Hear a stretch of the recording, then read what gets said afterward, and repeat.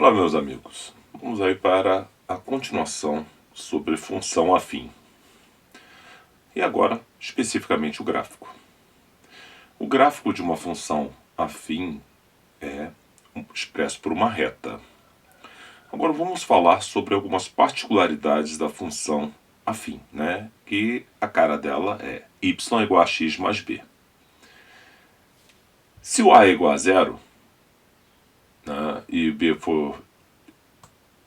Nós temos uma função constante, uma reta, né, paralela ao eixo x. Aqui eu atribuí valores 1, 2, 3, 4, 5, né? Não importa qual valor. Se ela é constante, no caso b igual a 3, né, quer dizer que a função é y igual a 3. Simplesmente isso, aqui é a função y igual a 3. Né? Então, é uma função, para qualquer valor, sempre todos os valores do domínio vão ter a mesma imagem. Em relação ao coeficiente, né, o a, né, que é a taxa de variação, ele é responsável pela inclinação da reta, positivo. Né? Observe que aqui a é igual a 1, o y é igual a x. Essa aqui é a função identidade. Por que identidade? Porque os valores são idênticos, x e y. x1, y1, 2, 2, 3, 3, 4, 4, né?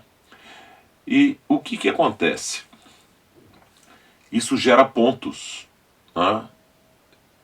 Se você pegar as coordenadas de um ponto, sempre são x e y. Né? Na hora que o P coloca aqui a igual a 2, ou seja, está falando que o y é o dobro de x. 1, 2, 2, 4, né? E aí nós temos os valores. Deixa eu só ampliar aqui. Então, os pontos são 1, 2, 2, 4, 5, 6, 4, 8, 5 e 10. Tá? Quando o a é positivo, nós dizemos que a função ela é crescente, ou seja, à medida que o valor do x aumenta, o do y também vai aumentando. Nós podemos observar pela tabelinha aqui, ó. 1, 2, 3, 4, 5, 2, 4, aumentando, né? Isso só vai acontecer quando o a é positivo. Se o a é negativo, a inclinação da reta muda. E nós podemos observar que, embora o x esteja aumentando, o y está diminuindo. Né? Então, aí a função é chamada de decrescente, né, para esse comportamento. Bom, isso aqui é uma função linear, né? Porque o b é zero. É um caso particular, né, da função afim. Se a gente tratar agora b diferente, bom, dois pontos são muito importantes no gráfico. Né? Se eu observar aqui na tabela, y é igual a x mais 1. O a é o coeficiente do x, que é 1. E o b é o acréscimo, né? No caso b1, posso botar aqui b2. X mais 2. Por que esses pontos são interessantes? Os dois pontos mais importantes de uma função. Bom, primeiro é o coeficiente linear, né? Que é onde a reta intercepta o eixo y. Né? Então, tá aqui, ó. E aqui o zero da função, onde intercepta o eixo y, né? Que é menos b sobre a. Né? No caso, o b é 2 e o a é 1. Então, 2 dividido por 1 dá 2, com o sinal de menos, menos 2. Né? Então, no ponto menos 2, né? O zero da função é o valor de x que produz o y0. E o coeficiente linear é onde a reta vai encostar, né, interceptar, né, o eixo y. Então é interessante você sempre dar uma olhada para o b e para o a. Em que sentido? Para você ter uma noção de uma prova fechada. Ó, o b é 4. Então tem que cortar o eixo y em 4. Ah, cortou. Então essa alternativa pode ser uma das alternativas para eu marcar. O A é positivo, então essa reta é uma função crescente, ela é crescente. Então, isso aí ajuda você a eliminar alternativas, né? Porque, por exemplo, o B é 4, o A negativo, né? Então, esses são termômetros para você analisar uma função, né? No caso, uma prova fechada. Uma outra coisa que é importante a gente estar sempre atento é que para construir um gráfico eu só preciso de 2 pontos. Por que eu só preciso de 2 pontos? Aqui eu coloquei 5 pontos, né? 1, 2, 3, 4, 5. Porque se eu escolhesse esses 2 pontos, seria a mesma reta que passa por aqui. Por 2 pontos distintos passa uma única reta. Então é a mesma reta que eu estou falando. Então não precisa atribuir 2, 3, 4, 5 valores para descobrir, né, no caso, a reta correspondente à função. Basta 2. Os pontos mais importantes, né, você já sabe. É o zero da função e o coeficiente linear, né, o b. O b você já tem na função. Se o b é 1, vai cortar em y1. Então, na verdade, você só precisaria calcular o zero da função. Vamos falar um pouquinho agora sobre determinar a função, né, através dos pontos.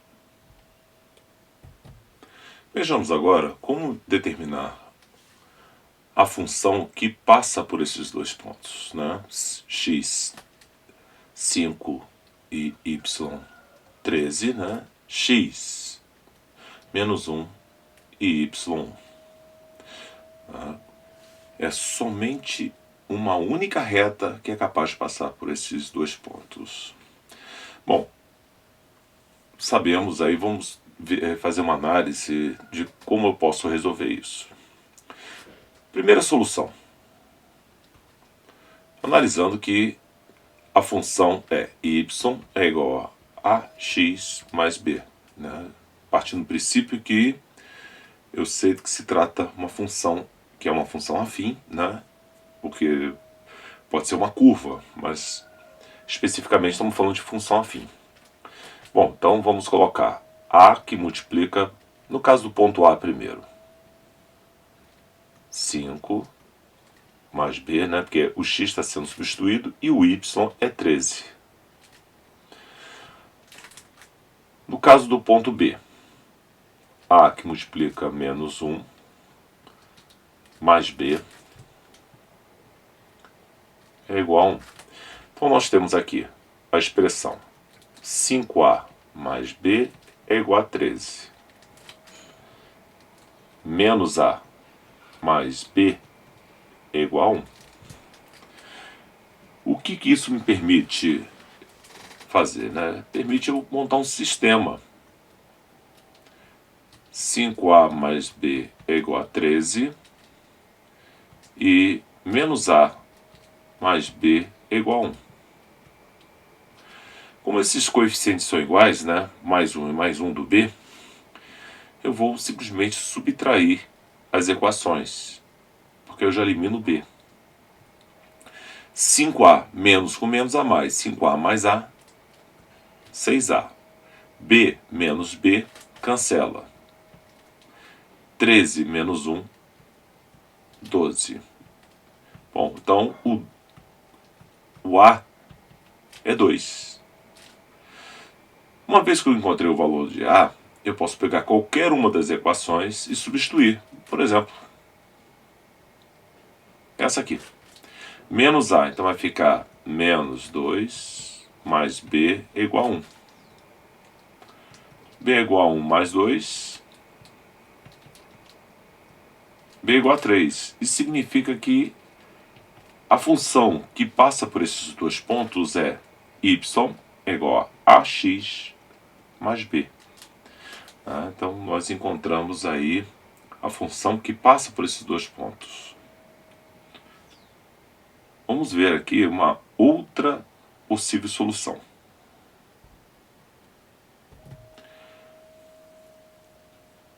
Bom, a gente pode pensar no A, né? O A, ele pode ser determinado pela razão da variação dos valores de y sobre os valores, né, a variação dos valores de x. Não importa quem você está chamando de x2 e y2, né? Se esse é o ponto 2, ótimo. Se esse é o ponto 2, não vai interferir, mas tem que seguir a ordem, né? Então vamos considerar que o b, né? Então o y dele é 1 menos o y de A, que é 13. O x de B menos o x de A. 1 menos 13, menos 12. Menos 1 menos 5, menos 6. Menos com menos a mais. 12 por 6 dá 2. Então já achei o valor de A. Para achar o valor de B, basta que eu simplesmente pense na função y é igual a x mais b e substitua, né? O a já sei que é 2, então 2x mais b é igual a y. Agora pega um valor, né? O ponto A, por exemplo, 2 vezes 5 mais b é igual a 13. Então substitui o x e o y. Então 10 mais b é igual a 13. B igual a 13 menos 10. B igual a 3. Olha, já tem o valor de A, tem o valor de B. Então, por si só já acabou, né? Y é igual a 2x mais 3. Ainda podemos fazer uma pequena observação. Se imaginarmos o plano cartesiano e onde se encontram os pontos, nós podemos visualizar a seguinte figura, né? Vamos colocar aqui.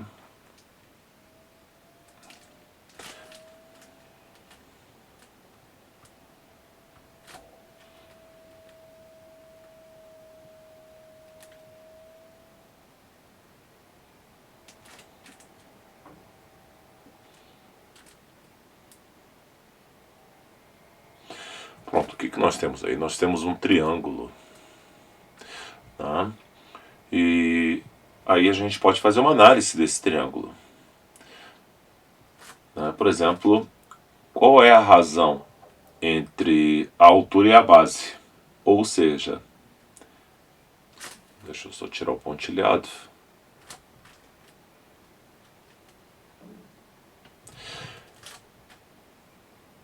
O y variou de 13 a 1. Né? Do 1 ao 13 variou 3 unidades.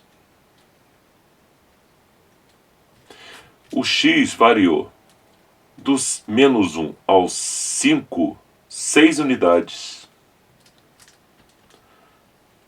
Né? Essa razão aqui é meu A.